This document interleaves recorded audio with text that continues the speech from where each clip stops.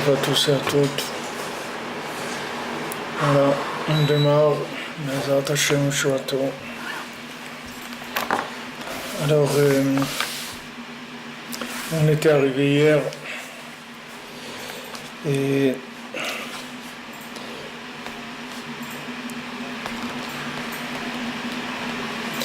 on a vu que tous les Shinouïm, tous les changements, ils venaient du temps, et que dans le temps, c'est là où il y avait l'emprise principale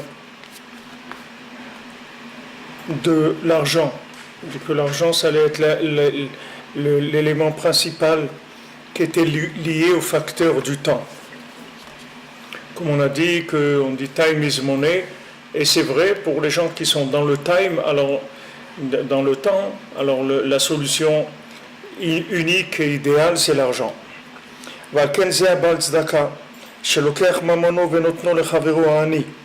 Alors maintenant, quand quelqu'un il fait de la tzedaka et il donne à son prochain qui est pauvre, il lui fait l'aumône, il lui donne. Avec ça, il va beaucoup annuler les changements, c'est-à-dire les notions de Shinouim, c'est-à-dire les notions de différence par rapport à Echad, par rapport à un, il va s'inclure dans un. Mais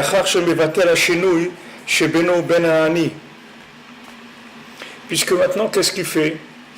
Il va annuler la différence qu'il y a entre lui et le pauvre.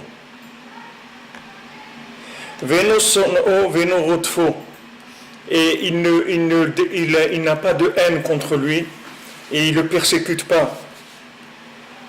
À l'idée Shinui Da'ato, par le fait qu'il n'a pas la même façon de voir que lui. L'autre, c'est un pauvre. Il n'a pas d'argent. Donc sûrement qu'il a une façon de voir les choses qui est un petit peu différente de celui qui a de l'argent. Donc le fait que maintenant lui donne de son argent, alors ça annule beaucoup les différences. C'est-à-dire que c'est comme un rétablissement de l'égalité, de la justice de Echad. C'est-à-dire que dire non, on est Echad, c'est-à-dire que Béhémet, on est tous liés et on a tous un rapport les uns avec les autres qui est égal. Maintenant, le fait que qu'il se trouve que moi j'ai de l'argent ou que je sois pauvre et que l'autre il m'aide ou que moi j'aide l'autre, alors c'est la même chose, c'est-à-dire que je suis en train d'annuler les Shinouim, c'est-à-dire que je veux créer maintenant une égalité, c'est-à-dire une inclusion dans Echad, en disant le fait que toi tu es pauvre et le fait que moi je suis riche, alors sache que c'est la même chose, c'est-à-dire voilà, moi je te donne de mon argent, et avec ça on va faire que la différence elle va être moins grande, donc on va s'inclure dans Echad. Mais achar shivatel hashinui shebeno benani adraba merachem alav, au contraire, non seulement il ne le haït pas et il ne le déteste pas, au contraire, il lui donne de son argent, que de là-bas vient le principal de l'emprise des changements. Nimtsa shemevatel hashinouim beyoter. Donc il va annuler les shinouim beyoter, c'est-à-dire que c'est lui qui va changer le plus les shinouim, c'est-à-dire c'est celui qui va faire le plus de différence, c'est-à-dire qu'il va annuler, de plus la différence. Parce que comme maintenant, la différence, elle va se faire le plus dans l'argent, c'est-à-dire qu'est-ce qui va différencier le plus les gens, c'est les riches et les pauvres. C'est ce qui va différencier le plus les gens. Donc quand quelqu'un maintenant, il donne de son argent, c'est-à-dire qu'il va annuler l'essence même de l'existence du temps par rapport à au-dessus du temps. C'est-à-dire le fait que si maintenant on vit que dans le temps, et comme on a dit que la force la plus grande pour gérer les intempéries qu'il y a dans le temps, c'est l'argent, puisque l'argent, ça va me permettre d'aplanir les difficultés. Donc c'est ce qui va me permettre de gérer toutes les intempéries, tout ce qu'il y a dans le temps, tout ce qui vient du temporel et qui fait des changements. Donc quand maintenant je prends cet élément-là, et au lieu de le garder pour moi, parce que pour me défendre contre les intempéries, alors je dis non, toi tu as besoin, alors vas-y, tiens, prends. Alors là je marque un coup, c'est-à-dire là je donne un coup très très fort au temps. C'est-à-dire que là tout de suite je m'inclus au-dessus du temps, je m'inclus dans Echad. Parce que je dis voilà, il n'y a pas de... L'argent c'est pas fait pour... l'argent c'est pas fait pour se défendre contre les fluctuations du temps. L'argent c'est fait pour celui qui en a besoin, c'est tout. Tu as besoin toi maintenant, alors voilà, prends-le l'argent. Et je ne commence pas à dire, mais ouais, si je lui donne, je vais manquer, etc. Je vais manquer de rien. Lui, maintenant, aujourd'hui, à l'instant présent, maintenant, lui, il manque, Behemet. Lui, il lui manque l'argent. Il a besoin, ça lui manque. Il est pauvre, il a un besoin. Donc, il faut l'aider. La Torah, elle dit, Im kesef talvet ami. C'est écrit dans la Torah, tu prêteras de l'argent à mon peuple, tu prêteras de l'argent à ceux qui ont besoin. Et c'est écrit dans cette mitzvah-là, que tout celui qui a de l'argent de côté et il ne le prête pas, alors il transgresse ce lave de la Torah. Parce que qu'est-ce qu'il fait avec de l'argent de côté? À quoi ça sert l'argent de côté? L'argent de côté, ça sert pour le temps, oui. Maintenant, je n'ai pas besoin. Mais dans un an, j'aurai besoin, peut-être, dans 10 ans. Alors j'ai un compte épargne. J'ai de l'argent de côté. Eh bien, cet argent de côté, tu n'as pas le droit de le garder de côté. Il faut que tu le prêtes. Alors maintenant, en Eretz Israël, il y a des gmachim. Il y a des grands gmachim, des grands organismes de prêt avec toutes les garanties qu'il faut.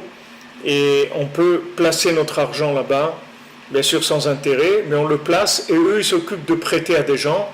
Eux s'occupent de faire les garanties et tout. Et la personne qui a prêté, quand elle veut, elle récupère son argent. Peut-être qu'il y a un minimum de 1 mois ou 3 mois qu'il faut le prêter.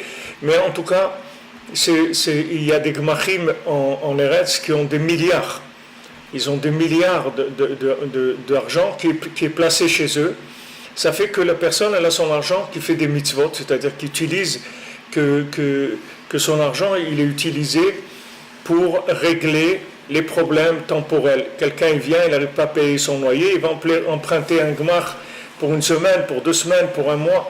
Voilà, alors moi je ne suis pas en contact direct avec ceux qui viennent emprunter et je place là-dedans et comme ça je ne transgresse pas. Mais sinon, si j'ai de l'argent de côté, à quoi il sert cet argent-là? Il sert à quoi? À prévoir l'imprévisible, d'accord?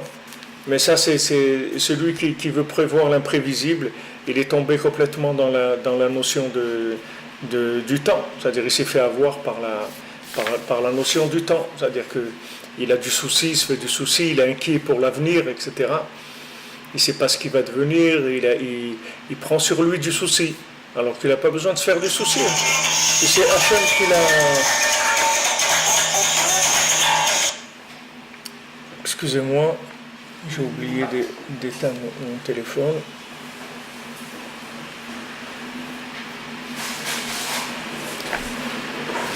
Il se fait du souci, c'est pour ça qu'il met de l'argent de côté. Parce qu'il s'est dit, on ne sait jamais, peut-être j'aurai besoin. Et bien pourquoi tu te fais du souci? Il y a un créateur, il t'a créé, il t'a mis dans le monde. Ne te fais pas de souci, mets-toi entre ses mains. Maintenant, tu as argent en plus. Alors regarde comment tu peux, avec cet argent en plus, tu peux soulager des gens qui ont besoin. Alors, c'est-à-dire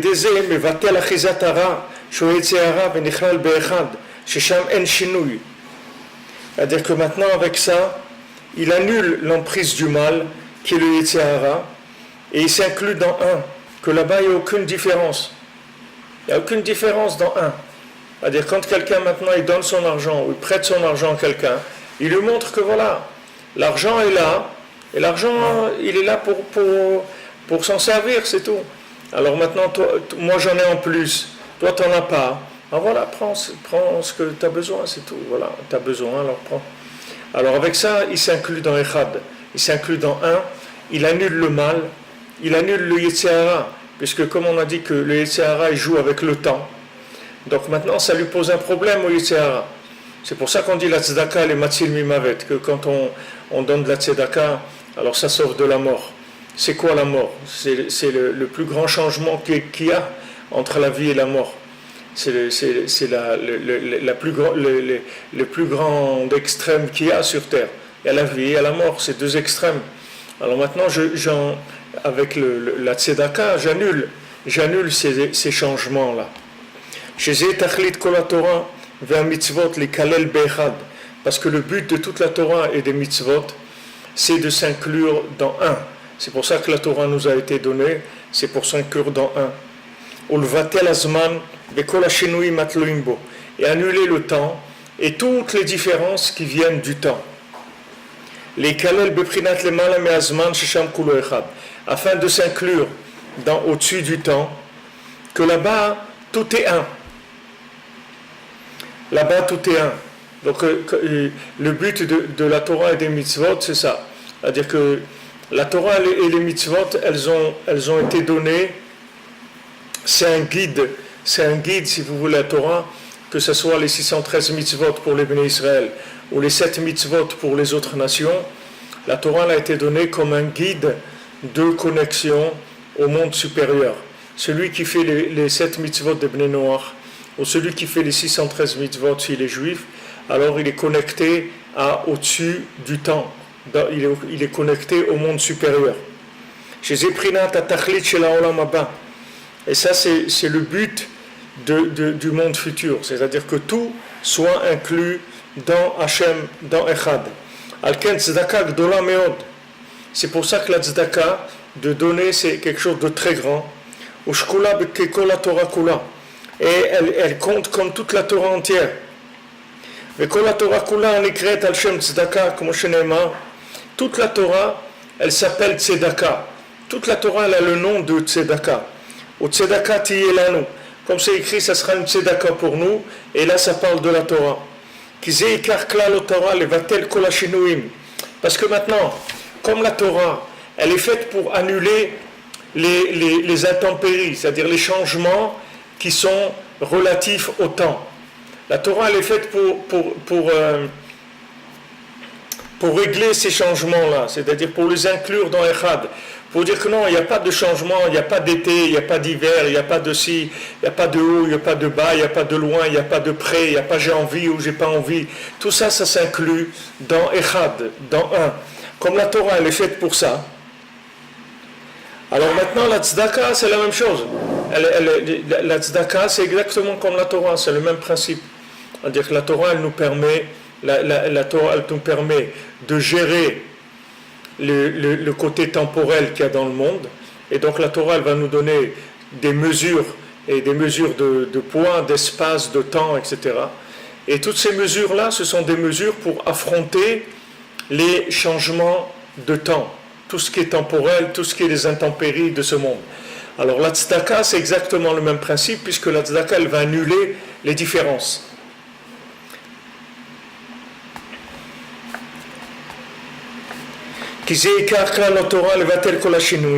Parce que toute la Torah, ça n'est que ça, c'est-à-dire d'annuler tous les changements.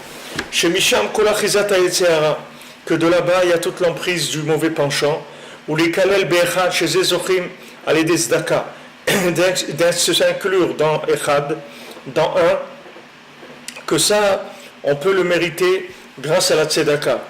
Donc quand on dit que la tzedaka, ça sauve, ça veut dire que la tzedaka, elle va sauver des intempéries, elle va sauver de la personne de tout ce qui est temporel. C'est-à-dire, elle va l'élever dans le niveau de s'inclure dans un. C'est-à-dire de dire que tous les changements, en fait, que c'est des changements apparents, ce sont des différences apparentes, mais Be'emet, dans l'essence, il n'y a aucune différence du tout, parce que tout vient de un. C'est pour ça que la tzedaka, elle sauve des averot. C'est-à-dire que quand quelqu'un est dans la tzedaka, ça le sauve de faire des averot. Au mechaper à la averot, ça c'est aussi, ça fait expier, ça fait pardonner les fautes. Comme Betzdaka Peruk. Et c'est écrit tes fautes, Vechata'ach Betzdaka Peruk. Et tes fautes, libère-les par la tzedaka. Et le fait qu'on donne de la tzedaka, ça nous libère de nos fautes. Parce que la tzedaka, elle annule l'emprise du Yetzer Hara, puisque on a dit que tout le Yetzer Hara, son emprise, elle était dans le temps. Oui.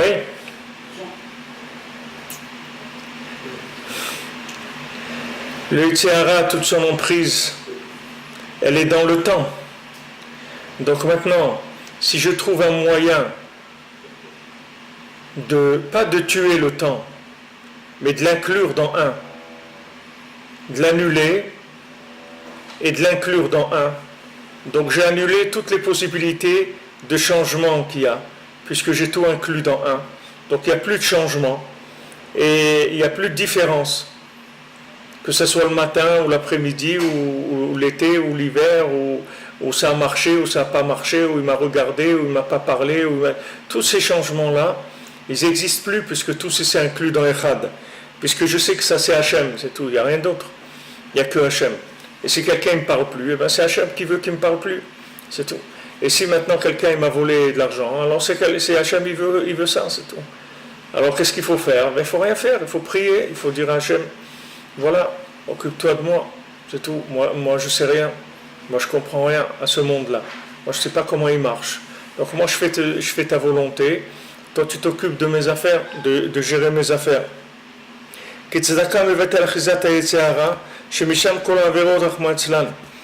Donc maintenant la tzedaka vient annuler l'emprise du Yetzer Hara. Que toutes les avérotes, ce sont, comme on a dit hier, que toutes les transgressions, elles étaient liées avec le temps.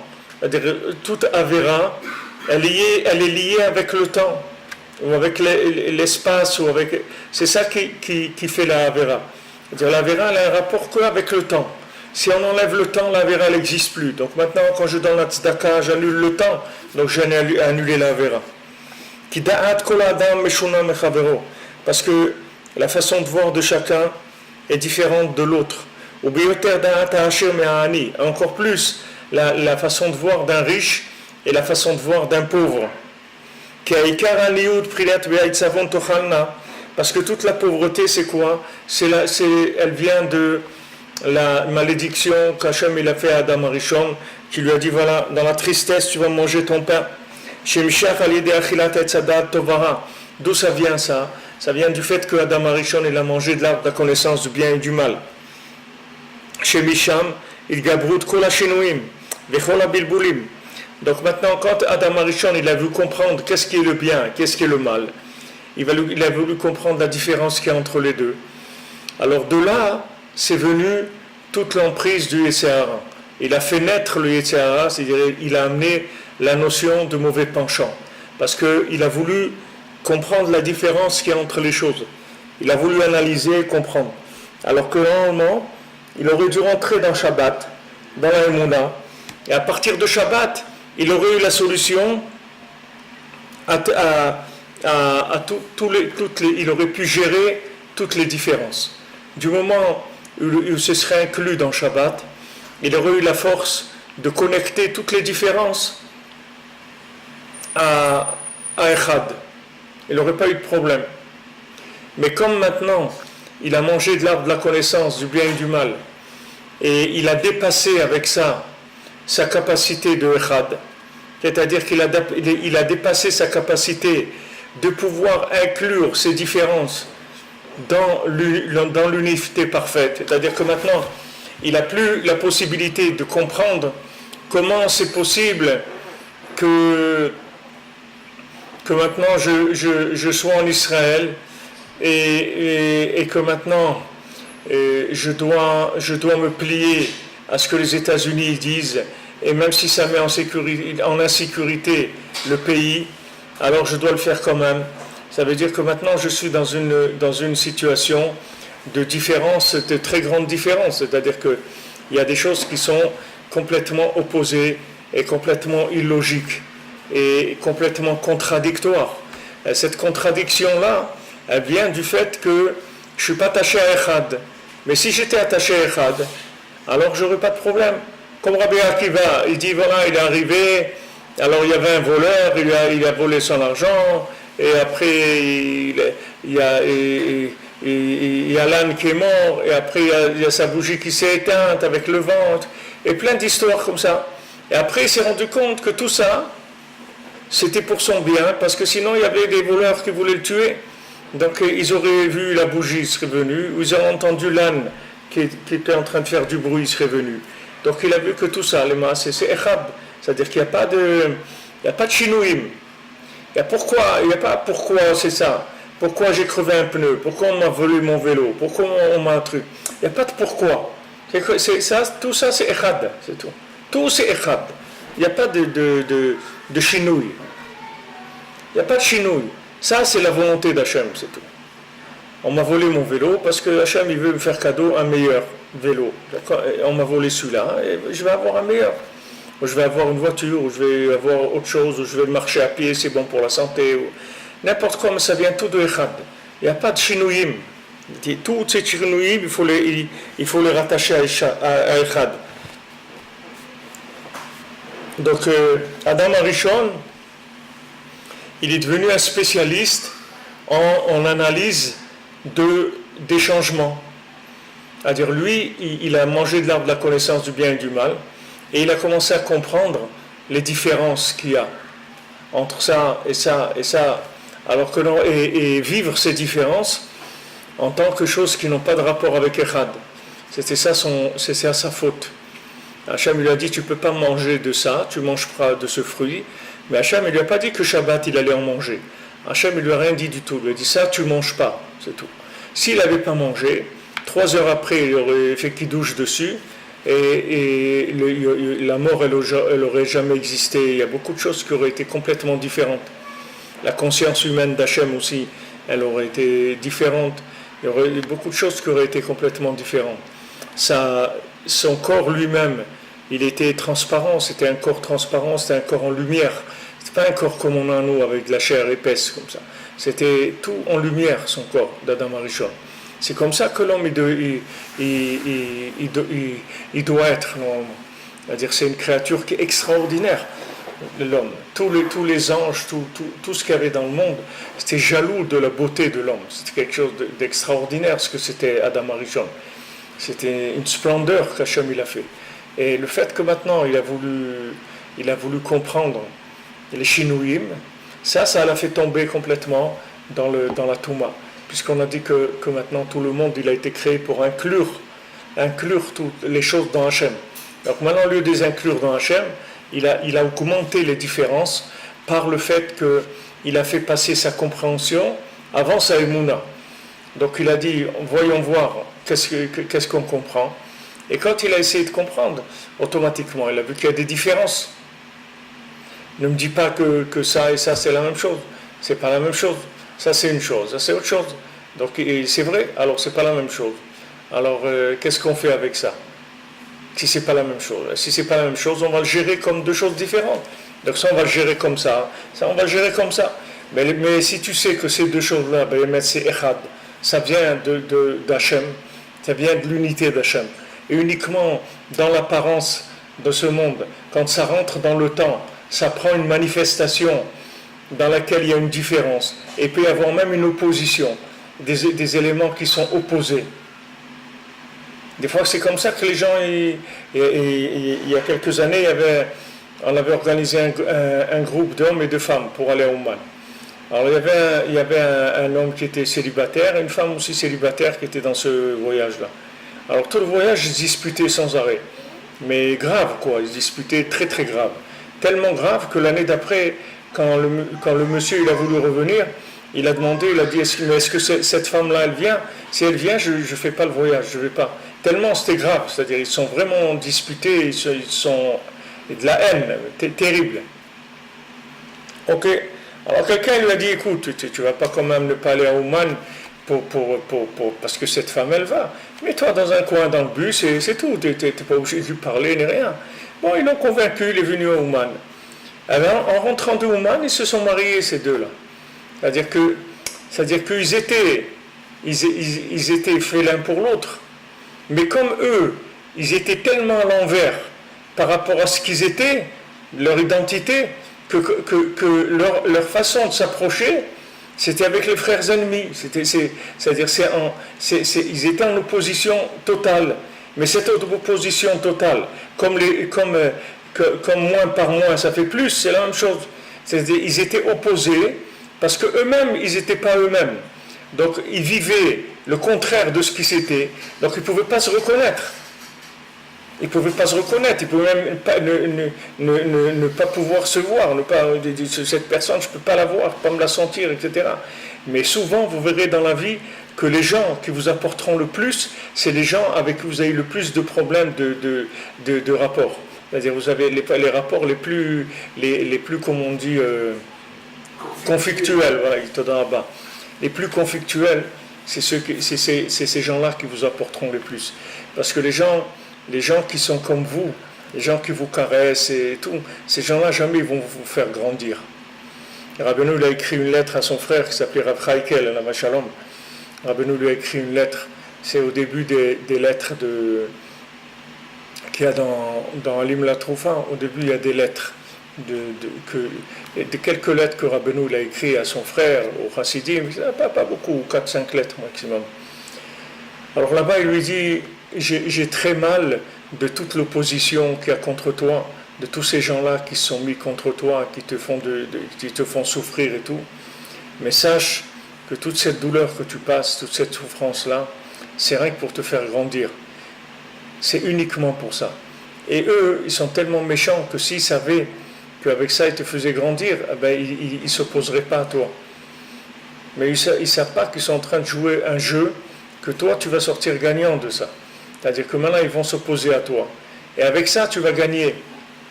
Comme il a dit le Rav Besançon Zachar Tov hier, dans le shiur qu'il a fait, il a dit maintenant Yaakov Avinu, il a envoyé Yosef à Shrem. Maintenant, Shrem, c'est quoi? Shrem, c'est le mot Shrem, ça vient de quand ils se sont cachés par rapport à leur père noir qui était découvert, dénudé, ils ne voulaient pas le voir.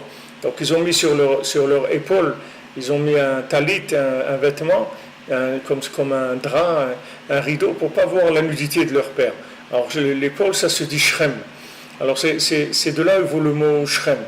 Alors Yaakov, il a dit à Yosef, va à Shrem, va voir tes frères là-bas. Parce que tes frères, ils vont te donner chacun un angle où tu vas apprendre quelque chose, que ça va te permettre de tenir dans les épreuves que tu vas avoir après. Et c'est grâce à ce qu'il a pris de ses frères à Shrem qu'il a pu résister dans les épreuves qu'il a eues après. Et qu'il est sorti gagnant. C'est pour ça que après il leur a dit, je ne vous en veux pas du tout. Je ne vous en veux pas du tout. Pourquoi? Parce qu'il a compris que les Maasé, eux, ils l'ont servi. C'est-à-dire le fait maintenant qu'ils étaient opposés à lui, avec ça, ils lui ont transmis quelque chose dont il avait besoin. Alors que s'ils étaient là, qu'il aurait caressé, il n'aurait rien fait du tout. Il serait tombé après complètement. Il aurait été, de toute façon, là où il devait aller, il aurait été en Égypte.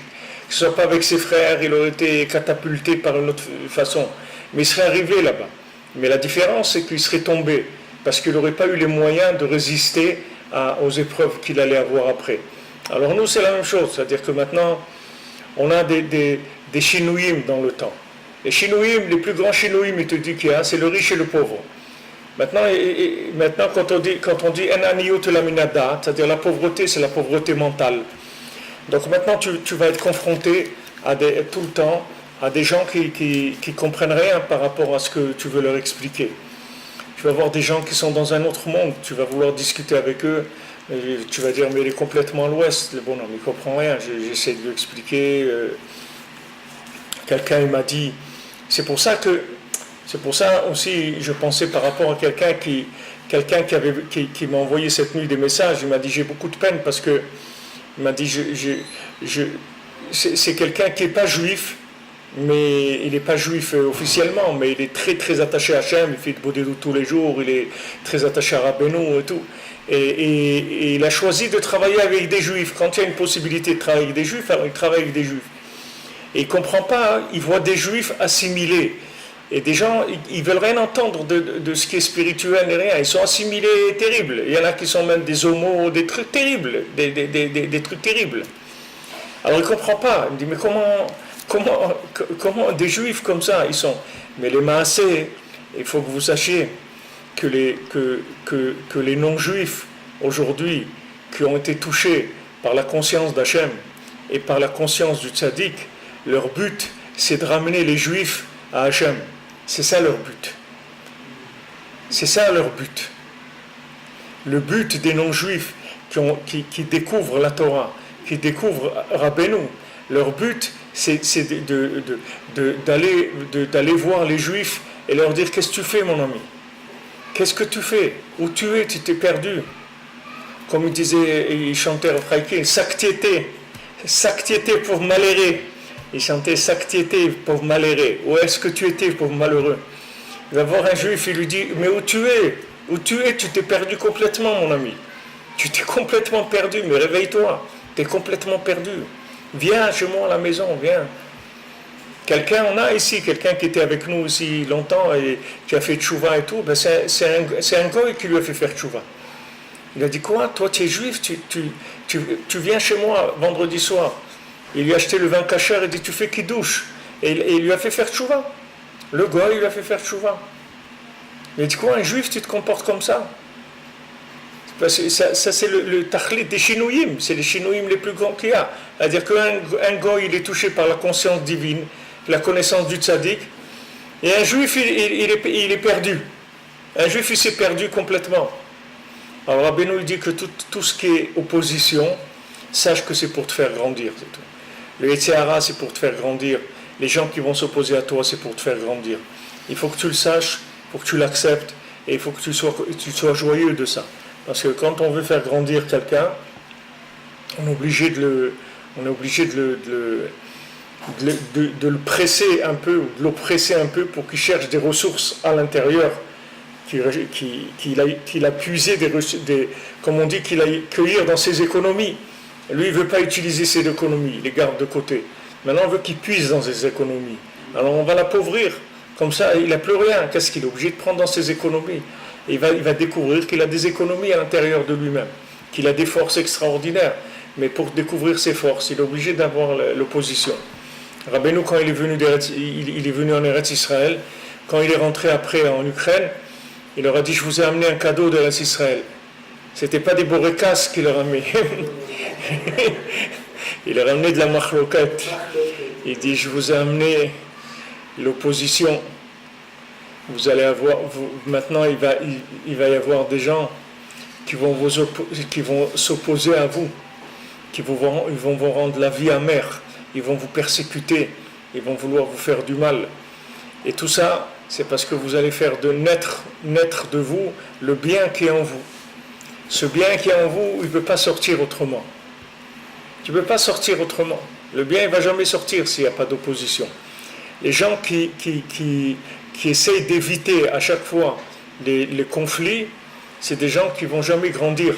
Parce que le conflit, c'est comme ça que tu grandis. Comment tu gères le conflit, c'est ça qui va te faire grandir.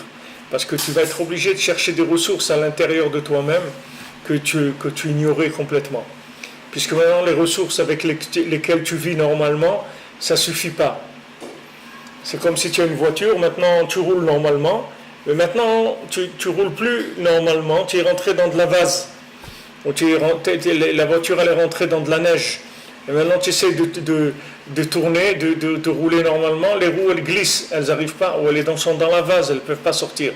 Donc il faut que tu trouves comment, maintenant, à ce véhicule-là, tu vas arriver à le faire sortir de là. Donc tu vas découvrir des moyens qu'il a, qui n'étaient pas des moyens habituels. Dans un véhicule, c'est possible que tu restes bloqué, mais le Ben Adam, l'homme, il a des ressources inimaginables. Il a des ressources qui sont inépuisables. Donc lui, il peut toujours trouver au fond de lui-même de la force pour résoudre les problèmes. Et ces problèmes-là, ils viennent que pour te faire grandir. Il n'y a jamais une épreuve qui vient dont le but, c'est pas de te faire grandir. Il n'y a aucune épreuve qui... Tout le Yetzer Hara, Hachem, il a créé. C'est comme si tu as quelqu'un au tennis qui te renvoie la balle, c'est pour que tu puisses apprendre. Alors il te renvoie la balle. Tu veux apprendre à faire de la boxe, tu vas avoir quelqu'un qui va être en face de toi et qui va te faire t'apprendre qu'en te battant avec lui, tu vas apprendre. Le Yitzhara, c'est la même chose, tu te bats avec lui et comme ça, tu vas apprendre. Maintenant, tout le Yitzhara, il nous dit ici, Rabbi Nathan, il est que dans le temps. Donc maintenant, ton ennemi numéro un, c'est le temps, sache-le. Que quand tu perds du temps, tu perds la possibilité de connexion Echad. C'est ça que tu perds. Et il n'y a pas de perte dans le monde comme la perte du temps. Ça n'existe pas. Tu peux perdre tout l'argent du monde, c'est rien du tout par rapport à la perte de temps. La perte de temps, c'est quelque chose de terrible. C'est quelque chose de nora. Parce que le temps qui est perdu, tu ne peux jamais le retrouver. Parce que la formule, si tu veux, la combinaison qu'il y avait dans ce moment-là, elle n'existera plus jamais. Si tu prends tous les facteurs du monde à ce moment-là, tu as une possibilité de révéler Hachem dans ce moment-là. Et tu ne l'as pas fait, eh ben, tu as perdu cette possibilité-là. Elle ne reviendra plus jamais. Parce qu'il n'y a jamais une possibilité de ramener le temps. On ne peut pas ramener le temps. Tu peux ramener beaucoup de choses, mais le temps, tu peux ramener quelqu'un, tu peux faire ressusciter des morts, tu peux ramener beaucoup de choses. Mais le temps, tu ne peux jamais le ramener. C'est quelque chose comme on a dit, c'est virtuel. Une fois que c'est passé, il n'existe plus, c'est tout. Ça y est, il n'y a rien à faire. Maintenant, tu peux faire tchouva. La tchouva, ça peut te faire remonter le temps. C'est-à-dire, si tu fais tchouva, tu peux avec la tchouva remonter. Et d'ailleurs, le principe de la tchouva, c'est un principe de Malamenazman, au-dessus du temps. Voilà, cette année, Bezat Hashem, Yom Kippour, ça va être Shabbat. Alors on dit Yom Kippour, il s'appelle Shabbat Shabbaton. Yom Kippour, il s'appelle le Shabbat du Shabbat. Pourquoi? Parce que Yom Kippour, c'est l'essence même du Shabbat. C'est-à-dire, c'est le Kodesh Kodashim, comme on voit dans le cours de jeudi soir sur Il Chodrosh Chodesh El Chazaïn. Que maintenant, quand le tzaddik il rentre dans le Kodesh Kodashim, il rentre dans le Saint de Saints, là-bas, il amène le pardon pour toute l'humanité, la miséricorde pour toute l'humanité. Pourquoi? Parce que quand tu arrives à rentrer dans le Saint des Saints, cet endroit-là, il est complètement au-dessus du temps. Rabbeinu dit que pour faire tchouva, il faut que tu montes au-dessus du temps. Si tu restes dans le temps, tu ne peux jamais faire tchouva. Jamais. Parce que 1 plus 1, ça fera toujours 2. Il faut que tu trouves une formule où 1 plus 1, ça fait 1. Ou 1 plus 1 plus 1 plus 1 plus 1 plus 1, ça fait toujours 1. Et il faut pas que 1 plus 1 plus 1 plus 1, ça fasse 5. Il faut que toujours le résultat, ça soit 1. N'importe quoi que tu calcules, le résultat, ça soit 1. Hachem Echad, Shmo Echad, c'est tout. Il n'y a aucun chinouille. Il n'y a pas de chinouille. Tous les chinouillim, c'est Echad, c'est tout. Toutes les différences, c'est Echad. Donc ça, c'est le principe de la tchouva. Le principe de la tchouva, c'est d'arriver à ramener les chinouillim à Echad. C'est ça que tu fais tchouva. Alors, il n'y a pas une aveda, les chachamim ils disent, en aveda qu'aveda tazman. Il n'y a pas une perte comme la perte de temps. Quelqu'un, il a perdu sa carte bleue, il est malade, il se roule par terre, comment je vais faire et tout. Mais sache que quand tu perds un quart d'heure ou une demi-heure, c'est bien pire que si tu perds ta carte bleue, bien pire. Par ta carte bleue, tu vas commander une autre, c'est pas un problème. Mais ce quart d'heure qui est passé, ce que tu pouvais faire dans ce quart d'heure-là, comme connexion de 1 plus 1 égale 1, tu ne pourras plus le faire. C'est quelque chose qui est passé, c'est tout. C'est une formule, une association d'éléments que ça y est, cette association d'éléments, tu ne peux pas les refaire. Hein? Le tzaddik qui peut te récupérer si maintenant tu fais tchouva, c'est-à-dire que si tu fais attention, tu fais attention qu'à partir de maintenant, tu fais tout ce que tu peux pour ne pas perdre de temps. Alors quand tu fais tout ce que tu peux pour ne pas perdre de temps, alors tu reçois une bracha dans le temps. C'est-à-dire que tu vas recevoir un agrandissement du potentiel de temps habituel. Ça va plus être le même temps que ce que tu avais avant. Avec ce temps qui a augmenté, tu vas pouvoir rattraper le temps que tu as perdu. Parce que tu vas augmenter le facteur temps. C'est-à-dire, imagine-toi que maintenant le film, il tournait à à 10 images secondes, tu as perdu des films à 10 images secondes. Maintenant, avec la tchouva, ton film il va tourner à 20 images secondes. Donc tu vas dans chaque seconde, tu peux récupérer 10 d'avant. Et Rabbeinu il dit que je crois que c'était ou le José de Oublin ou Rav Levitzrak de Berditchev, il a fait même tchouva, hein, que quand il était bébé, des fois, quand il prenait le lait de sa maman, il lui faisait mal, des fois, à sa maman. Sur ça aussi, il a fait tchouva. Comment par le fait qu'il remonte le temps avec la tchouva. Parce que la tchouva, elle est au-dessus du temps. C'est Yom Kippour, c'est le jour de la tchouva, c'est au-dessus du temps. Mais si tu restes dans le facteur temps, tu ne peux pas réparer le temps. Il faut que tu ailles au-dessus du temps, et à ce moment-là, tu peux commencer à réparer le temps. Mais dans le temps lui-même, le temps qui est perdu, il ne se rattrape jamais. Tu ne peux pas. Quelqu'un, il voulait être ingénieur je sais pas, en bâtiment, ingénieur, il voulait être architecte. Maintenant, il a 70 ans. Ça y est, il ne peut pas. Et c'est fini. Même 50 ans, il ne peut pas. Même 40 ans, il ne peut pas. Il ne peut même pas s'asseoir à apprendre. Sa tête, elle ne marche plus de la même manière. Il y a des choses qu'on peut faire dans la vie à un moment. Après, on ne peut plus les faire. Il faut faire autre chose. C'est des moments qui sont prévus pour d'autres choses. C'est plus fait pour ça. Ben Arbaim, la Bina.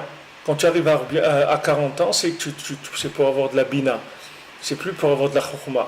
La Chokhma, on suppose que tu l'as eu avant.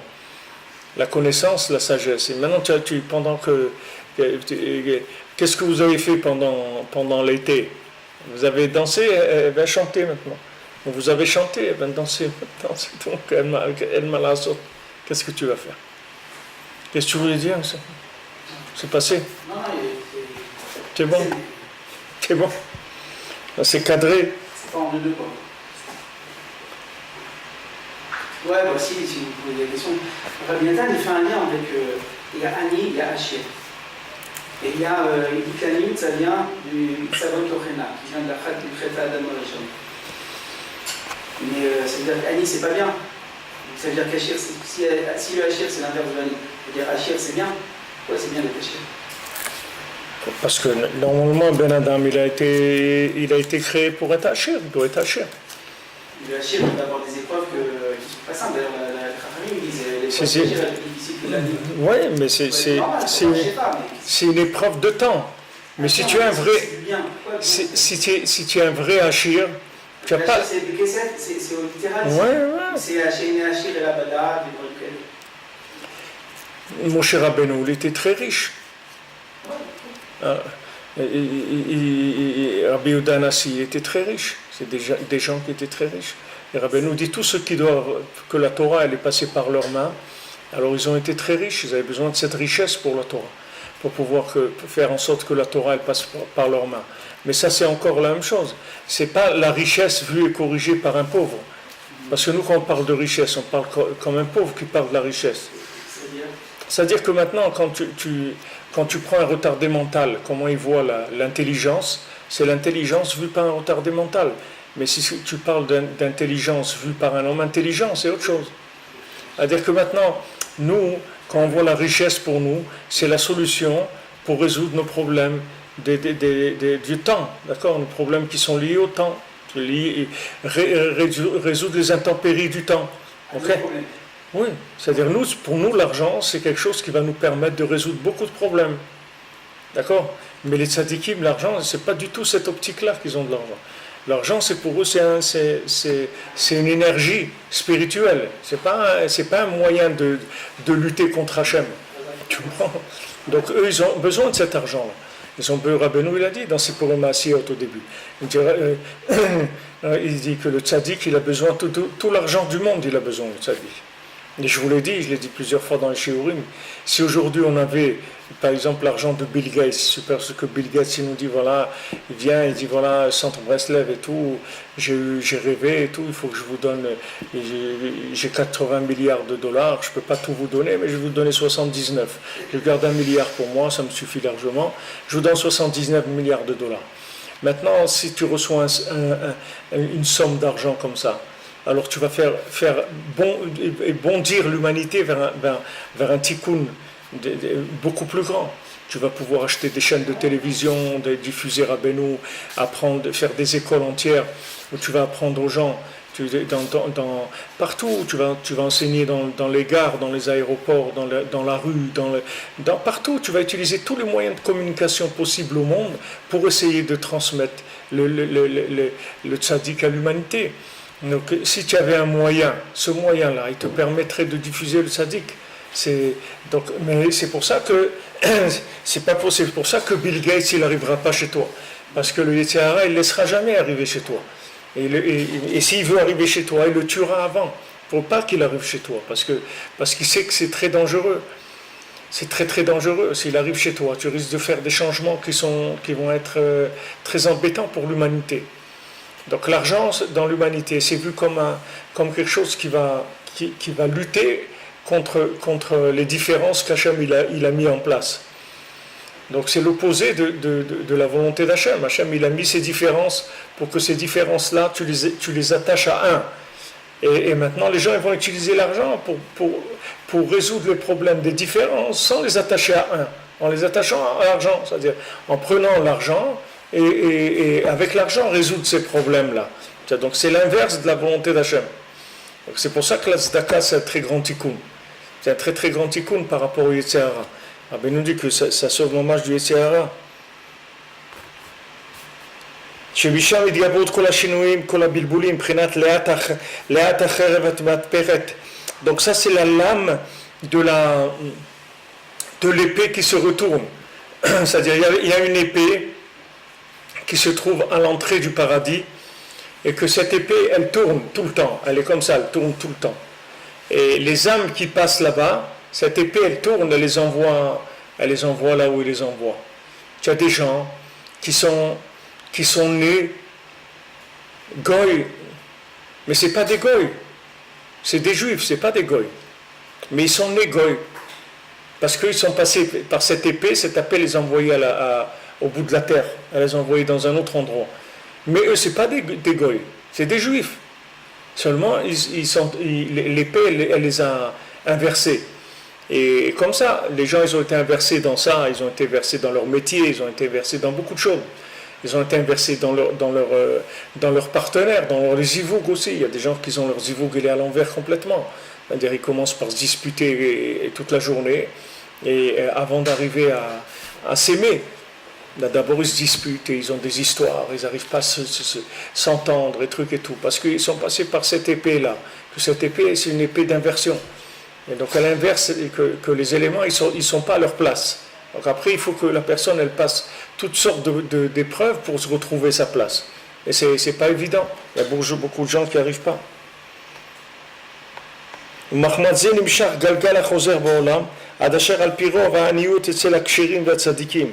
Donc c'est pour ça qu'il y a une roue qui tourne dans le monde et qu'en général la pauvreté elle arrive toujours chez les gens bien.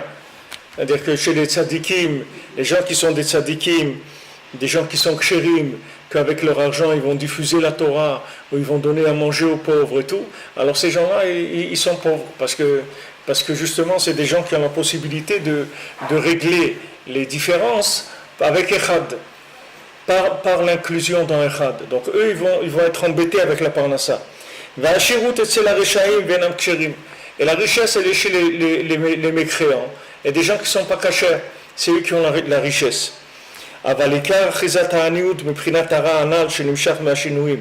Mais באמת, toute l'emprise de la pauvreté, elle vient du mal qui vient des changements. C'est-à-dire plus quelqu'un en aniout et la minadat, d'accord? C'est-à-dire la pauvreté, ça vient que de la conscience. Maintenant, qu'est-ce que c'est le da'at? Le da'at, c'est la capacité d'unir les opposés. C'est ça le da'at. Rabbeinu il dit que d'étudier l'écouté moral, c'est une ségoula pour trouver son zivoug, pour trouver sa moitié. Pourquoi? Parce que le da'at, il est mechaber les fachim. Le da'at, il associe les gens opposés. Un homme et une femme, ils sont opposés. Par définition. Donc ils ont besoin d'une dimension, d'une troisième dimension, pour que les deux ils se trouvent dans Echad par rapport à cette troisième dimension-là. Et Rabbeinu, on lui a dit, voilà, Rabbeinu, il avait une vision, et on lui a dit, voilà, toi tu vas être chatran. Ils lui ont dit à Rabbeinu, qu'est-ce que ça va être ta parnassa? C'est que tu vas tu vas faire chatran, c'est-à-dire tu vas faire tu vas faire des couples, c'est-à-dire tu vas faire chacun il va se marier il va avec sa moitié. Voilà, c'est ça ton métier. Pourquoi? Parce que Rabbeinu il a le da'at il est mechaber les fachim. Donc maintenant, si quelqu'un il est comme il dit ici, il est dans la pauvreté. La pauvreté, maintenant, la pauvreté matérielle, elle vient de la pauvreté dans la tête, c'est-à-dire le fait que la personne, elle est incapable de gérer des différences et des opposés. C'est-à-dire quand il y a quelque chose qui va à droite, il va à droite, quand quelque chose va à gauche, il va à gauche, mais il ne sait pas tenir des opposés ensemble. Alors ça lui fait des problèmes de parnassa, ça lui fait de la haniout. Parce que le problème de la haniout, la pauvreté, c'est l'incapacité de connecter les différences avec un. C'est ça ce qui s'appelle la pauvreté. La véritable pauvreté, c'est ça. C'est d'être incapable de dire que ça vient d'Hachem. Qu'est-ce qui s'appelle quelqu'un pauvre? Pauvre, c'est pauvre mentalement d'abord.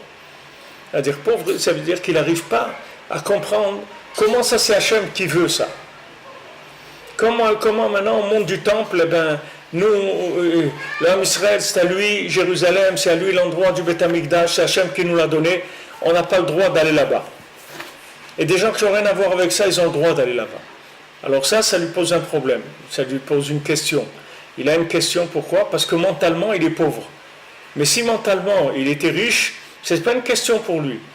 Hachem, il ne veut pas pour l'instant, c'est tout, c'est pas difficile. Hachem, il ne veut pas. Hachem, il veut que ça soit comme ça. Si Hachem, il voulait que ça soit différemment, ça serait différent, c'est tout. C'est pas... Mais Hachem, pour l'instant, il veut que ça soit comme ça. Donc, si maintenant, tu arrives à faire le lien entre la chose qui est opposée et son origine dans un, alors tu t'appelles un bardat. Et donc, ça te rend riche. C'est ça qui va t'amener la richesse. Parce qu'après, tu es capable de développer des systèmes dans lesquels tu vas faire connaître Hachem, tu vas amener de la conscience véritable dans le monde. Donc ça, c'est la richesse. C'est pour ça que les tzadikim, ils sont riches. Parce qu'eux, il y a eu des tzadikim qui étaient très riches, notamment ceux qui avaient la Torah, parce que ça va ensemble. C'est-à-dire, celui qui a la Torah, il a besoin aussi de la richesse par rapport à la Torah qui va amener. Parce que cette richesse, ça va lui permettre de connecter le monde avec la Torah. Il dit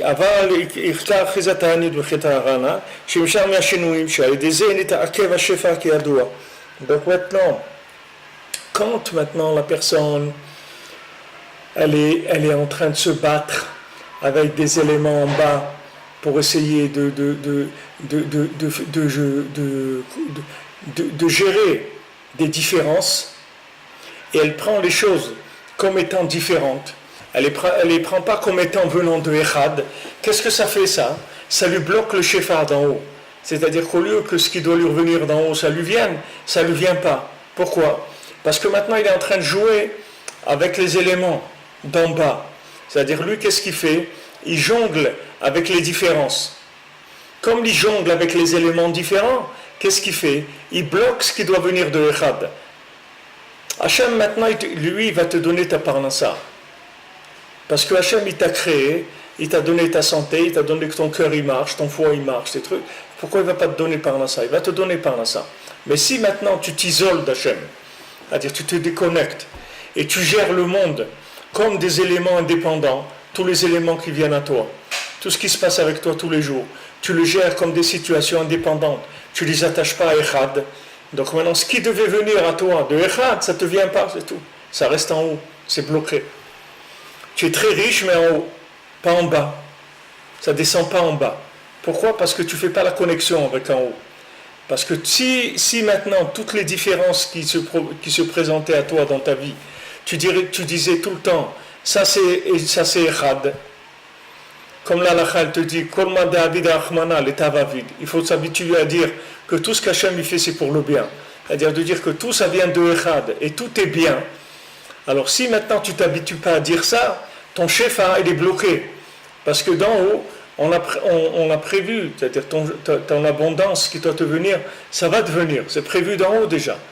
Mais si maintenant toi tu te comportes comme quelqu'un qui n'a pas de lien avec en haut, alors voilà, tu vas te trouver dans la pauvreté. Et quand tu vas être dans la pauvreté, alors tu vas faire la loi de la jungle, comme il a fait Esav. Esav veut lui demander la bracha pour la parassa, à Yitzhak.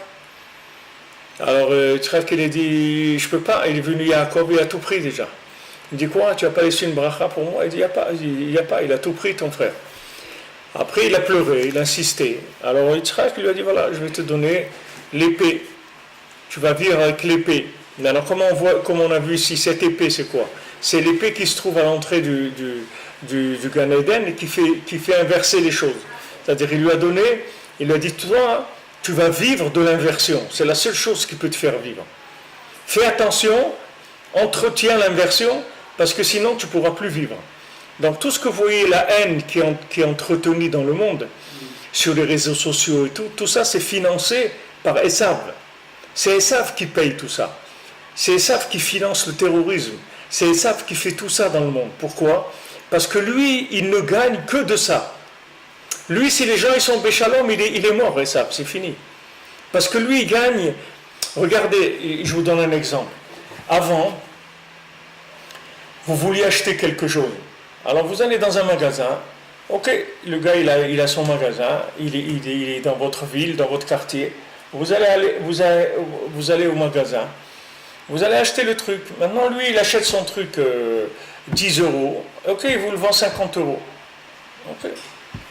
Comme ça.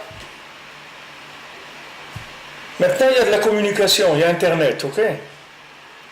Tu veux acheter quelque chose. Avant d'aller au magasin, tu tapes Amazon, Alibaba, et tu regardes. Ça vaut tant. Ok, maintenant je vais. Ah, voilà, ça c'est chez Amazon, ça coûte tant. Combien vous le vendez? Attends, je calcule le transport, le temps parce que j'en ai besoin assez rapidement, la douane si ça doit venir ici et tout.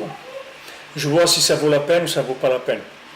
Mais le fait maintenant qu'il y a eu la communication, ça unifie le monde. C'est-à-dire qu'on ne peut plus, les gens, ils ne peuvent plus gagner de l'argent avec la différence. Avant, les gens ils gagnaient de l'argent par le fait que les endroits, ils étaient séparés. Mais aujourd'hui, il n'y a pas d'endroits séparés. Non seulement il n'y a pas d'endroits séparés, mais des gens comme Amazon ou Alibaba ou truc, ils n'ont rien chez eux. Ils ne font rien du tout. C'est que des gens qui mettent en rapport les vendeurs et les acheteurs, c'est tout. Eux, ils n'ont rien. C'est que du service, c'est tout. Il n'y a rien, il ne fait rien du tout, le bonhomme. Tu comprends? Il ne fait rien. Il met en contact et dit, regarde, moi je suis une plateforme de clients. Toi, tu es un fournisseur, viens, voilà, je vous mets en contact. Et maintenant, tu es gagnant parce que les choses, elles s'unissent. Donc tu vois que maintenant, le fait que la communication a augmenté, c'est-à-dire qu'on arrive à annuler des éléments qui étaient cloisonnés, qui étaient séparés, ça mène une bracha dans le monde. Ça mène une bracha pour les gens, que pour les gens, ils vont payer moins cher, parce que les choses, elles sont ouvertes. C'est pas comme avant. Tous les prix sont ouverts, toutes les usines sont ouvertes, tu peux avoir accès à ce que tu veux dans le monde. Alors qu'avant, non. Avant, celui qui avait l'accès à l'usine, c'était que le vendeur, et pour aller avoir accès à une usine qui se trouve au Portugal ou n'importe quoi, qu'est-ce qui va aller là-bas? Pour acheter quoi? Pour acheter 2-3 trucs, tu vas pas aller. Mais maintenant, tu vas avoir le service de quelqu'un qui va au Portugal, qui va là-bas, et tout sans bouger de chez toi. Parce qu'il y a un yichoud qui se fait, il y a une union. Donc quand Yitzhak il a donné la bracha à Esav, et il dit, regarde, toi, tu ne peux vivre que par l'inversion. Entretiens l'inversion dans le monde, et c'est comme ça que tu vas vivre. Parce que plus tu vas inverser les gens, et plus tu les déconnectes de un, et c'est comme ça que tu vas vivre. Parce que si jamais tu les laisses découvrir qu'il y a un, qu'est-ce qui va se passer? Ils vont recevoir d'en haut le shefa, il ne va plus être bloqué. Hein? Comment il a pu faire une marche comme ça, c'est quoi cette kavana? On dirait qu'il a fait quelque chose qui était totalement contre-productif de donner ça. Parce que du moment où Esav il s'est séparé d'Yaakov, il n'avait plus de possibilité d'être réparé. Il n'avait plus de possibilité d'être. Esav il n'a pas de tikkun. Esav il n'a pas de tikkun. Ishmaël, il a un tikkun. Ishmaël, il n'y a aucun problème. Ishmaël, il va faire tchouva et tout. C'est rien du tout. Ishmaël, il n'a aucun problème. Mais Esav, il n'a pas de tikkun. Parce que du moment où Ishmaël, c'est pas le corps de Yaakov. Ishmaël, c'est pas le corps de Yitzhak ou le corps de Yaakov. Mais Esav, c'est le corps de Yaakov. Esav, c'est le jumeau de Yaakov. C'est pas comme Ishmaël. Ishmaël, il est d'une autre mère. Il n'a rien à voir avec Yitzhak. Vraiment rien à voir. C'est deux choses différentes. Et Ishmaël, il n'a pas de problème de revenir. Parce que c'est pas une inversion qui est très forte. C'est pas une inversion. D'ailleurs, tu vois que Ishmaël, c'est un monothéiste. Il a pas dans Avodah-Zara. Parce qu'il est proche de Echad. C'est très facile pour lui de revenir. Mais Esav, il était dans le ventre de Rivka avec Yaakov. Et Esav, c'est le corps de Yaakov. Et du moment où le corps, il a voulu se séparer de l'âme, un corps qui est séparé d'une âme, qu'est-ce que ça donne? Un mort. C'est ça un corps. Alors lui, c'est un mort vivant. En tant que mort vivant, comment il peut faire? Il peut faire que d'entretenir des corps sans âme. C'est la seule chose qui peut lui donner la vie, c'est tout. C'est-à-dire que si maintenant il te laisse découvrir qu'il y a une âme, il fait faillite, et ça. Donc Yitzhak, il lui a donné son tikkun par rapport à ça, c'est-à-dire que voilà, c'est ce qu'il va faire. Mais maintenant, le fait que maintenant Esav, il travaille dans toutes ces shinouïm là, c'est-à-dire que lui développe le chinou, il développe l'inversion, tout ça, mais dans sa recherche dans la matière, à tellement vouloir exploiter la matière, tellement chercher le plaisir et le confort, etc. dans la matière, sauf, comme il représente le corps de Yaakov, tout ce qu'il va faire, ça va servir à Yaakov. C'est pas, de toute façon, si ça ne va pas se récupérer officiellement, ça se récupérera officieusement. Mais de toute façon, ça va se récupérer. Puisque maintenant, on ne peut pas éviter Yaakov. On ne peut pas l'éviter, Yaakov. Puisque Yaakov, c'est la connexion avec Echad. Donc tu ne peux pas l'éviter. Un jour ou l'autre, tu es obligé de rentrer dans la connexion avec Echad. Tu es obligé de servir la connexion avec Echad. Puisque tous les Shinouïm, ils sont faits pour être Echad. Et tous ceux qui sont perdus dans les différences, un jour, ils viendront à Echad.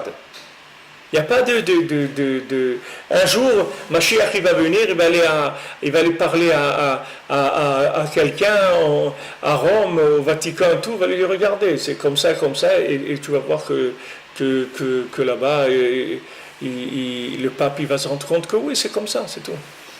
Qu'est-ce que c'est le christianisme? C'est du judaïsme changé, c'est tout. Pourquoi cette religion-là, pourquoi ils n'ont pas inventé quelque chose? Pourquoi ils sont venus copier ce que nous on fait? Tu veux faire une religion, fais autre chose. Pourquoi tu fais la Pâque? Au lieu de faire la Pâque, fais ce que tu veux. Pourquoi tu copies? Pourquoi tu copies ce qu'on fait? Pourquoi c'est un juif qui a fait cette religion-là? Parce que c'est une inversion. C'est une inversion par rapport à Echad, c'est tout. Mais cette inversion par rapport à Echad, il va y avoir un moment où il doit prendre conscience que ça a une origine. Moi, j'ai parlé souvent avec des chrétiens qui m'ont dit, nous, on sait que vous êtes nos grands frères, que ce qu'on fait, c'est-à-dire, qu'est-ce que c'est un petit frère avec un grand frère? Qu'est-ce qu'il fait un petit frère? Il joue avec tous les jouets que le grand frère, il a laissés, d'accord? Maintenant, son grand frère, il est plus grand. Donc, maintenant, il avait un petit vélo, le grand frère. Le petit frère, il va arrêter du vélo du grand frère. Comme ça. Mais le Ham Israël, il ne vit pas par rapport à un frère. Le Ham Israël, il est Echad. Il n'est pas par rapport aux autres. Tandis que le petit frère, il n'a pas eu de chance, il a eu un frère qui est né avant lui. Donc, il va arrêter de ses vêtements. Tous les vêtements que le grand frère il a laissés, ils vont aller au petit frère. Et quand son grand frère il veut jouer, lui il ne peut pas jouer. Donc il est content quand son grand frère n'est pas là parce qu'il peut utiliser ses jouets. Mais c'est exactement la même chose. C'est exactement le même principe. C'est-à-dire c'est utiliser ce que l'âme Israël il utilise, mais en inversion. Pour pas qu'il y ait de possibilité de se connecter avec Echad. Donc créer une inversion. Donc ça c'est la bracha de Esav. Esav vit avec cette épée inversée. C'est-à-dire cette épée qui inverse. C'est la bracha que lui a donné Yitzhak. Il dit, regarde, sur ton épée, tu vas vivre. Tu vas prendre cette épée-là d'inversion, tu vas inverser tout ce qu'il y a dans le monde. Tu vas vivre avec l'inversion sans arrêt. Il faut que tu fasses des tourbillons d'inversion. Sans arrêt. Il faut que tu fasses de l'inversion. tu développes le MLF, tu vas rendre les femmes égales, tu vas dire l'égalité de l'homme et de la femme, tu vas développer le plus possible d'inversion. Tu vas développer le plus possible d'inversion. Plus tu vas créer des inversions, plus tu gagneras de l'argent. Parce que par définition, Esav, tu es un pauvre. Pourquoi tu es un pauvre? Puisque tu t'es séparé de Echad. Donc tu te sépares de Echad, il n'y a plus de Shefa d'en haut. Ok, tu as décidé que ce monde-là, il est autonome, tu as dit, moi je ne crois pas dans l'autre monde. Ok, tu ne crois pas dans l'autre monde, on te ferme les robinets. Comme je disais à la banque cette semaine, qui me faisait des problèmes, ils m'ont changé d'agence, sans m'avertir, dans une agence qui est à 20 minutes de marche d'ici. Il me dit, attends, je dis, mais que vous me changez d'agence comme ça? Il dit, ouais, c'est comme ça, c'est comme ça. Je lui dis, attendez, il ne faut pas vous oublier quelque chose. C'est moi qui vous donne à manger, c'est pas vous. L'argent est à moi, il n'est pas à vous. Qui est-ce qui gagne de l'argent? Qui est-ce qui vous donne? C'est moi. Il ne faut pas que vous inversiez les rôles. Vous ne me donnez rien du tout. Qu'est-ce que vous me donnez? Un chéquier et une carte bleue, je peux aller l'avoir ailleurs. Et même si je n'ai pas de chéquier, l'argent, c'est moi qui l'ai. Donc, attention, n'inversez pas, parce que toi, tu gagnes tous les mois, parce que moi, je te donne de l'argent. Mais il ne faut pas que tu me dises maintenant que la banque, c'est elle qui me donne l'argent. La banque ne me donne rien du tout. La banque, elle gère mon argent. Et elle prend de l'argent pour ça. Donc, si je ne veux plus qu'elle gère mon argent, eh bien, elle va faire faillite, la banque. Si je décide de vivre en espèces, la banque, elle a fermé, c'est tout. On n'en parle plus. Donc, il ne faut pas mettre des trucs. Mais ça, lui, il vit qu'avec ça. Il y a Yaakov et Yitzhak qui lui dit, regarde, tu prends cette épée d'inversion, et tu inverses tout. Parce que fais attention, si tu arrêtes d'inverser, tu vas tomber complètement. Tant que tu inverses, alors tu peux prendre la bracha des gens. Tant que tu inverses. Mais si tu n'inverses pas, c'est terminé. Chacun va se rendre compte qu'il peut recevoir la bracha d'Hachem, et il n'a plus besoin de toi. Donc il faut que tout le temps tu vives avec de l'inversion. Et du moment où tu vis avec de l'inversion, il y a une pauvreté mentale. Cette pauvreté mentale, elle fait que tu es obligé de gagner ta vie avec les éléments de ce monde. Et tu ne reçois pas ce qui t'était prévu d'en haut. Tandis que si maintenant tu dis Hachem Echad ou Shmo Echad, ta parnassa tu la reçois d'en haut. Tu ne la reçois pas d'en bas. Ta parnassa, elle vient d'en haut. En bas, c'est juste un chenouille, une différence qui s'attache à Echad. C'est-à-dire que tu sois cordonnier, qui fait des chaussures à 3 coins, que tu sois plombier, que tu sois ingénieur, que tu sois ce que tu veux. Tous ces chenouilles-là, c'est juste une approche dans ce monde d'Hachem. Mais la racine de tous ces éléments-là, c'est que c'est Hachem qui donne la bracha à chacun, qui donne le shefa à chacun.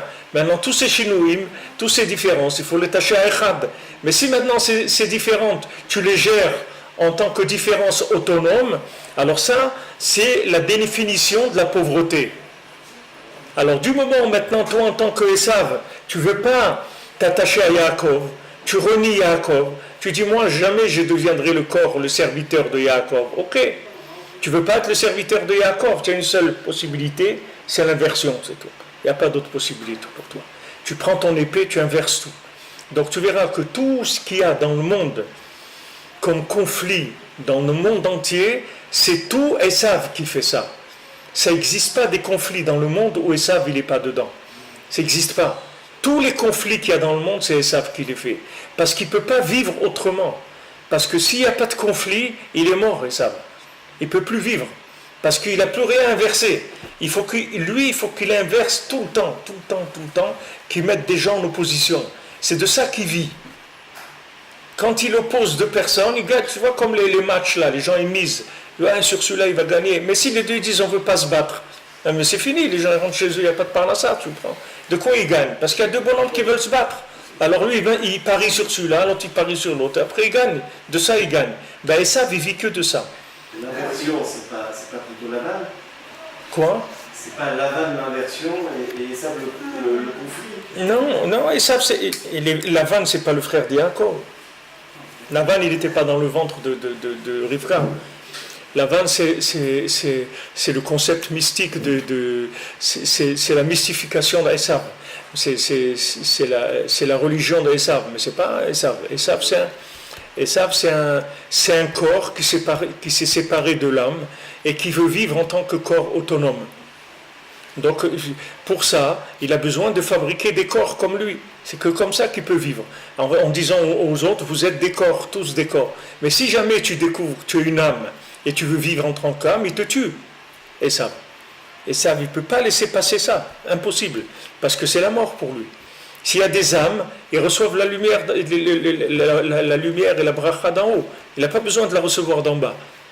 Il n'a pas besoin de se battre avec personne. Il n'y a pas de concurrence. Pourquoi tu veux que je te fasse concurrence? Toi et moi, c'est pareil, on reçoit d'Hachem. Pourquoi tu veux qu'on se dispute? Comme il a dit. Pourquoi je vais se disputer? On ne va pas se disputer. Hachem, il te donne à toi. Hachem, il me donne à moi. Hachem, il donne à l'autre. Pourquoi on va... Mais ça, il ne peut pas. Parce que lui, il veut nier que c'est Hachem qui donne. Donc tu veux nier qu'Hachem qui donne, alors il crée de la zizanie. Il diviser pour régner. C'est-à-dire créer des divisions au maximum.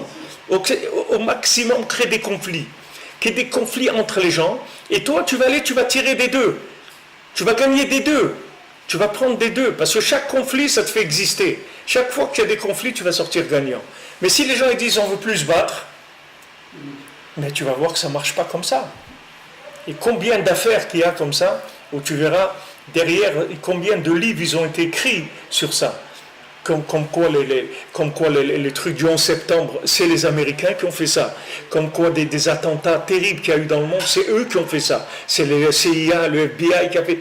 Il y a beaucoup de livres qui ont été écrits sur ça. Sur le fait, c'est eux qui sont derrière ces choses-là. Et les gens ils disent, mais c'est pas possible, parce qu'ils croient que eux, c'est des gens normaux qui sont connectés en haut. Mais c'est sûr qu'un type qui est connecté en haut, jamais il va faire ça. Mais eux, ils ne sont pas connectés en haut. Il faut qu'ils comprennent que s'il n'y a pas de conflit, ils posent les... Si tu fais la Coupe du Monde de football, et les gens ils te disent, on ne veut plus jouer, on ne veut plus taper dans le ballon, comme il a dit quelqu'un, il dit, si vous aimez le ballon, pourquoi vous lui donnez des coups de pied? Et si vous ne l'aimez pas, pourquoi vous courez derrière? Tu comprends? Donc si le bonhomme il dit je cours plus derrière le ballon, il n'y a plus de match, il n'y a plus de pub, il n'y a plus de trucs, il n'y a plus un joueur de football qui coûte 2 millions d'euros, tout ça c'est fini, c'est terminé. Tous ces trucs-là, c'est terminé. Tu ne vas pas voir des gens qui sont dans la Torah qui vont aller faire les Jeux Olympiques. Ils n'ont pas besoin de ça. Ils n'ont pas besoin de la Coupe du Monde de football. Ils n'ont pas besoin, parce que toutes ces oppositions-là, elles sont faites pour faire exister des corps qui n'ont pas d'âme. C'est-à-dire que ce n'est pas qu'ils n'ont pas d'âme, mais ils renient l'existence de l'âme. Donc l'âme, elle se recroqueville, elle ne se manifeste pas du tout chez eux. À moins qu'il y ait des chocs et des trucs complètement extraordinaires qui se passent. Mais pour la plupart des gens qui sont dans Esav, ils n'ont pas d'autre possibilité. Comme je vous ai dit, pourquoi Esav, il copie le judaïsme? Pourquoi Esav, il prend un juif pour dire que c'est le fils de Dieu, comme elle a dit à Naël? Tous les juifs, c'est les fils de Dieu. Pourquoi tu as pris un juif pour faire ton truc? Fais ton truc à toi. Prends un Américain, un Indien, ce que tu veux. Un Chinois, fais ce que tu veux. Pourquoi tu as été prendre? Parce que tu ne peux pas. Parce que tu ne vis que d'un juif inversé. C'est la seule chose qui peut te rapporter. C'est pour ça qu'aujourd'hui, comme je vous ai dit au début, voilà, aujourd'hui, il y a beaucoup de non-juifs que leur but, c'est de ramener les juifs à la Torah. C'est ça leur vrai tchouva. Tu veux faire tchouva de Esav, ramène le juif qui s'est perdu vers Hachem. Parce que quelque part, il s'est perdu à cause de toi. De ton système en tout cas. Pas toi personnellement, mais ton système. Donc maintenant, si tu te mets là-dedans, tu vas voir que tu vas te créer des très très gros problèmes. Parce que là, Esav, il n'aime pas ça du tout. Parce que tu es en train de lui enlever sa parnassa. Tu es en train de lui enlever son gagne-pain. Esav, il gagne de ça. Il gagne de ça. Tu prends un juif, tu le mets dans le communisme, ça marche. Tu prends un juif, tu le mets là-dedans, ça marche. Tu prends Madorf, ou je ne sais pas comment il s'appelle, là, des traits, partout. Tu prends un juif, tu le mets là-bas, c'est normal. Parce que tu lui piques son shefa. Tu le prends. L'élément qu'on avait mis dans le monde, qui est lié à Echad, tu le prends, tu l'inverses. Donc il n'y a pas quelque chose qui va te rapporter plus que ça. Tu prends le fils, quand les gens ils kidnappent des gens, ils ne kidnappent pas le fils du boulanger, ils kidnappent le fils du banquier, tu comprends? Parce qu'il va lui demander une rançon. Tandis que s'il kidnappe le fils du boulanger, il va lui dire viens chercher 2 baguettes, si tu veux, c'est tout. Mon fils il ne vaut pas plus que ça, mon ami, j'ai pas plus que tu veux que je te donne. Viens prendre 2 baguettes et si tu veux, si tu m'embêtes trop, je te donne encore un pain au chocolat, c'est tout. Mais j'ai rien d'autre à te donner. Tandis que le banquier, il va l'allonger. Bezrat Hashem, bonne journée, Be'atzlacha, que des bonnes nouvelles. Alors ce soir, je ne sais pas, il faut que j'ai une connexion internet et si je trouve, alors on va mais je ne sais pas.